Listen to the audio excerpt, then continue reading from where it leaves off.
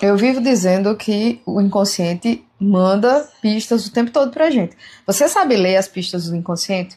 Eu vou falar algumas coisas para você começar aí a prestar atenção na sua vida, para você perceber que o inconsciente está trazendo processos à tona para você realmente se ligar. O inconsciente ele manda pistas, por exemplo, através de pessoas. Quando você está se relacionando com alguém, o inconsciente mostra através do outro aquilo que você precisa trabalhar em você, através do que lhe incomoda, através do que, o que você admira no outro. Sabe aquelas características que você diz, nossa, isso me aborrece tanto? Às vezes é uma forma do inconsciente mostrar para você que se alguém está lhe incomodando, não é sobre o outro, nunca é sobre o outro, é sobre você. E coisas que você admira nos outros, você vê e você acha que não tem essas características, é porque você tem esse potencial em você e que você pode se trabalhar para ser assim.